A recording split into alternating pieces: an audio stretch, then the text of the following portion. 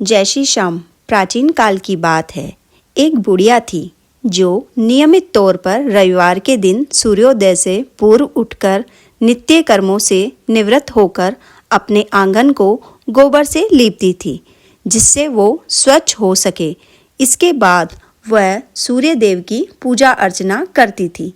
साथ ही रविवार की व्रत कथा भी सुनती थी और संक्रांत की पूजा भी करती थी। इस दिन वो एक समय भोजन करती थी और उससे पहले सूर्य देव को भोग लगाती थी। सूर्य देव उस बुढ़िया से बेहद प्रसन्न थे और उसकी सारी इच्छाओं को पूरा करते थे। यही कारण था कि उसे किसी भी प्रकार का कोई भी कष्ट नहीं था और वह धन धान्य से परिपूर्ण रहती थी। जब उसकी पड़ोसन ने देखा कि वो बहुत सुखी है तो वो उससे जलने लगी। बुढ़िया के घर में गाय नहीं थी, इसीलिए वो अपनी पड़ोसन के आंगन में गोबर लाती थी, क्योंकि उसके यहाँ गाय बंधी रहती थी। पड़ोसन ने बुढ़िया को परेशान करने के लिए कुछ सोचकर गाय को घर के अंदर बांध दिया। अगले रविवार बुढ़िया को आंगन लीपने के लिए बुढ़िया को गोबर नहीं मिला। इसी के चलते उसने सूर्य देवता को भोग नहीं लगाया और साथ ही खुद भी भोजन नहीं किया और पूरे दिन भूखी प्यासी रही और फिर सो गई। अगले दिन जब वो सोकर उठी तो उसने देखा कि उसके आंगन में एक सुंदर गाय और उसके साथ में बछड़ा बंधा हुआ था। बुढ़िया गाय को देखकर हैरान रह गई। उसने गाय को चारा खिलाया और उसकी पड़ोसन आई तो वह उसके आंगन में गाय को देखकर और ज़्यादा उससे जलने लगी और वह उससे और अधिक जलने लगी।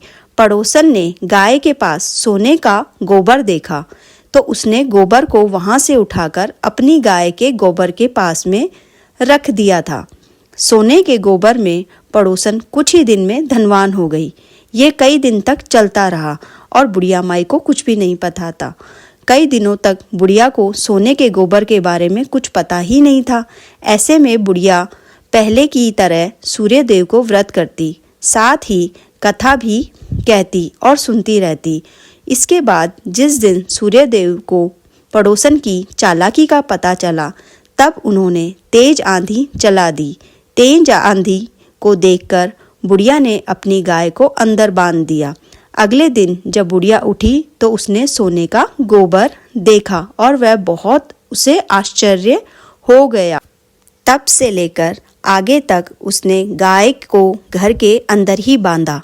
कुछ दिन में ही बुढ़िया बहुत धनी हो गई।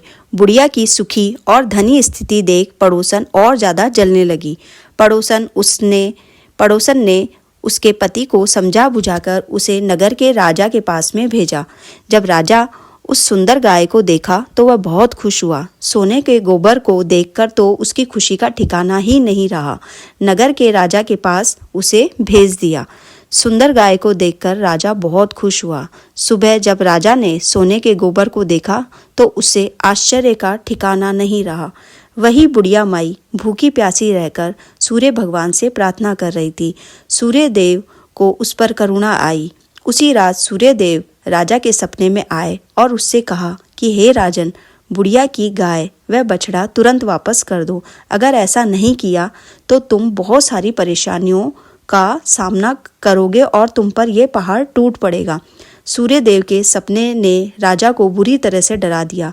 इसके बाद राजा ने बुढ़िया को गाय और बछड़ा लौटा दिया।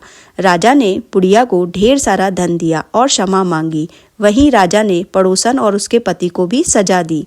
इसके बाद राजा ने पूरे राज्य में घोषणा कराई कि रविवार को हर कोई व्रत करे वह मकर संक्रांति के दिन सूर्य भगवान की जरूर से पूजा करे।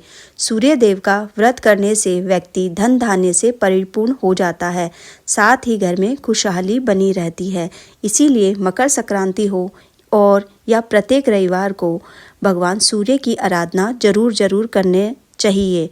यह आपको समाज में मान प्रतिष्ठा दिलवाता है, वह आपको धन धान्य से परिपूर्ण करता है और आपको दिन ब दिन तरक्की ही देता रहता है। करना जरूर चाहिए इसे। राधे राधे।